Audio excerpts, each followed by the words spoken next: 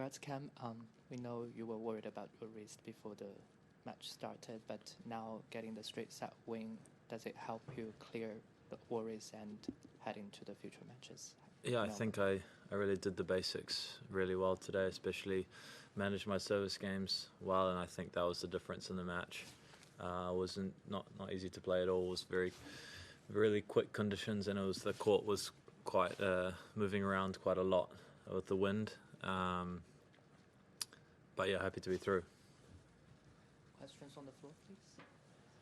With your build-up, at all disrupted by the aftermath of whatever you had with your wrist? Sorry, what was the question? Was your build-up at all disrupted by the aftermath of whatever you had going on with your wrist?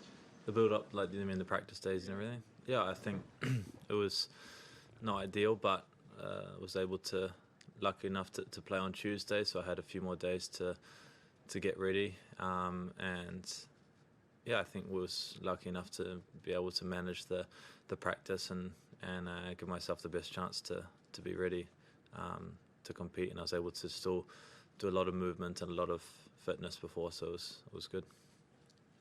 You seemed a bit more sort of vocal on court, either talking to yourself or to your box, or just a bit more fiery maybe than we're used to seeing from you. Is that maybe a deliberate mindset switch, or just it was hot and heavy out there? I don't know. Yeah, it was the first round is always tough, you know. I was a bit nervous, obviously, always coming into the first slam of the year, so wanted to really get a big push with the energy, and I think it's when it's hot like that, you know, I can't think you go in with the mentality, you're going to be like trying to save a little bit, and I wanted to go out with a lot of energy, and yeah, like I said earlier, I think I did the basics well, and I served well in the big moments, and I think I won a lot of points on my first serve when I did make it. I didn't think I served that well, but I won. I didn't lose many points on my first serve, which was good to see. How much do you know about your second round opponent? Yeah, I actually played him once in Rome, and he beat me last time there. But young, talented player, lefty, and I watched the end of his match. He played really well, and he competes really well. Kind of plays a little bit similar to me, but yeah, it's definitely going to be a tough match, and looking for some revenge from last time, because he beat me really easily last time. Cam, how much do you think, well, there's been a lot of discussion about the balls changing each week and stuff, how much do you think that's played a role in your wrist issues? Honestly, I don't know what it came down to, and I don't know, but I think the players are having to adapt always to the balls, and I think there's a lot of discussions around that, and I think I don't know, it'd be nice to see the balls be the same for each kind of swing, and I think the players have been pretty vocal about that, and yeah, I think it is what it is, kind of managing to the balls, and I think I said already that the ones, they get quite worn out, but I mean, in these conditions, when I was out there today, the ball was absolutely flying around and really tough to control, especially on that court that was quite windy, blustery, so yeah, I think it was when the ball slowed down, it was actually, we had a few rallies, but it was a lot of errors today. Do you think consistency would help to reduce that kind of injury with wrists? Yeah, I think so. I haven't really had any wrist injuries in the past, and yeah, I'm not really sure too much, but I think why not, you know, having that. But I know there's always other things going on with the sponsors of the balls and having that. But I think it'd be nice to see the balls be the same for kind of the whole slam, or whole lead up to the slam, which they did here in Australia, which was good, and for Wimby as well, they use the Slazengers, and yeah. Cam, you always seem to play better the warmer it is. When you saw the temperature was going to go up today, do you welcome that? And is there a temperature where you think that's too much and you wouldn't relish it?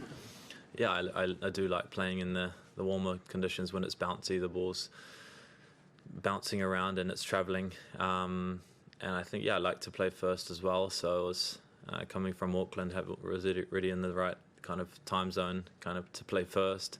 I was up pretty early, so yeah, I think it was hot, but I think I managed it, and I felt better and better as the match progressed. Sorry, ago. Do you ask to play first because of the heat? No, I didn't ask to play first, but no, I think even playing later on in the day when it's even hotter, maybe. But yeah, and I like to play first, and it was a good day to win in straight sets and not avoid being out there for too long. It looks like fans have been letting after each game. I was wondering if that's something you'd been made aware of, and especially on a smaller court like that, it seemed quite noticeable. What with the fans coming in and out? Yeah. For me, I think if the fans are aware of what they're doing, it's okay, and I'm not really too bothered about it. Playing in college, you could shout out in the middle of the point, and there were some crazy rules in my conference that we played I was pretty used to it, and you could walk around and there's coaches on the court, there's people running around, there's other players yelling. So I think from playing in college, I think I was quite used to it, and I think the most people that come to watch tennis, they know kind of how to behave and how to what the rules are with that. So if it's too much, it can be a bit distracting. But today it didn't bother me, or I think it didn't bother my opponent at all either. It's a good thing that fans are allowed in, instead of waiting.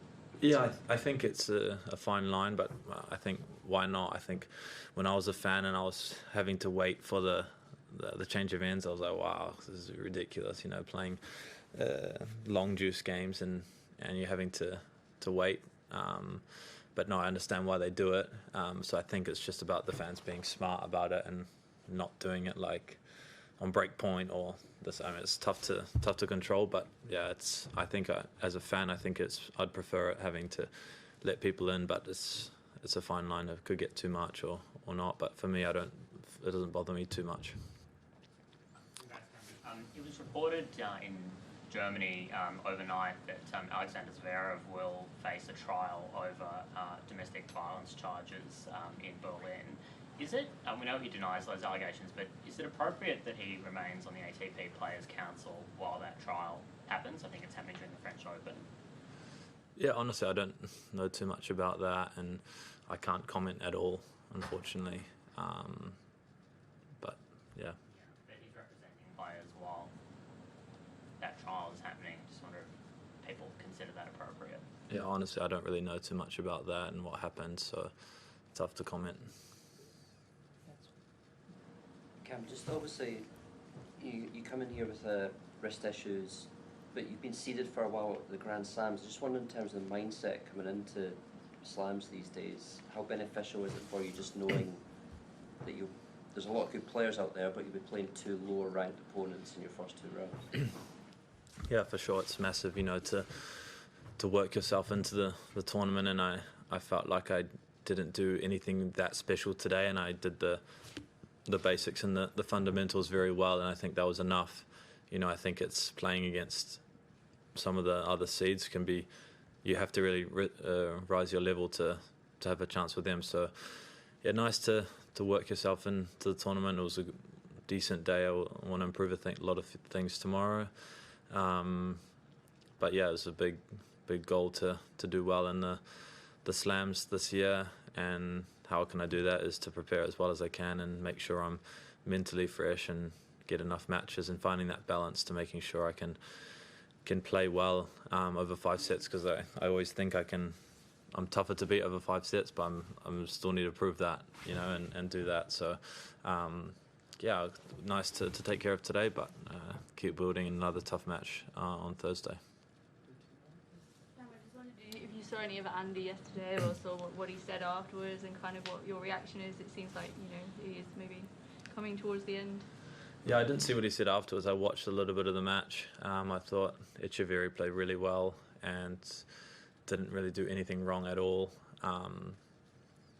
And yeah, I've not seen Andy that relaxed on the court before, but I'll give credit to Echeverry, and yeah, I didn't see what he said after. What did he say? He said that this could very well be his last Aussie Open, and it's kind of the window's closing, basically. Yeah, I mean, yeah, he's obviously had an unbelievable career, and he keeps grinding. He loves traveling. He loves the sport. So, and I think he's still playing well, really, really well, and he's still so dedicated. So, I think think he'll be ready to go in the next one for sure. I'm just going to ask something quite similarly. One of the things Andy said yesterday is frustration that he can't take what he does on the practice court out for matches. I mean, I'm not sure how much you've hit with him recently and how much you've seen how well he's playing in practice. Maybe talk a little bit why he can't take that out there. Yeah, I think he can only answer that question. You know, I think it's always, you want to try, if you're practicing well, you know, there's no guarantees you're going to go play well on the match court. I think it's just trying to get, I think he'll know better than anyone, you know, trying to get the best out of yourself day in, day out, and trying to feel like you're trying to improve and evolve your game. And I always see he's working on stuff and trying to do that, and yeah, I don't see why not. And I think he's probably one of the best guys at that, is going out and competing and playing and winning. You know, he's done that year after year in his career. So I think he's definitely got all the answers, and he can go and do it, and just needs to go and, I mean, he's done it so often. I've seen it so much. So he's one of the best competitors out there. So I think no reason why he can't do it. When was the last time you hit with him? Not for a while now. Yeah. Yeah. Just curious, have you ever had periods where you're playing really well in practice, but on the matches it just doesn't translate? And how do you kind of accept that and get past that? Yeah, I think you have to think it's only ever practice, and I think you'd rather be playing well in the practice, than not playing well in the practice. So I tend to really approach every practice match or practice set with full intensity and kind of competing like I would do in a proper match, and other guys kind of are a bit more relaxed. So I'm really just trying to kind of make it the same, make it as realistic as the actual match. You're never going to have the same feelings or the same people watching or the umpire or any ball kids or anything, but that's kind of how I like to do it. And yeah, there's been plenty of moments when I've been practicing really, really well, and it's just a matter of staying patient and staying relaxed and committing to it. I mean, it's a tough sport, and it just takes you're playing against someone else always, so you just have to be better than the other guy on that day. And yeah, some guy's going to come out and play too good against you and beat you. So yeah, a lot of opportunities in our sport. So yeah. Thank you very much. Perfect. Thanks, guys.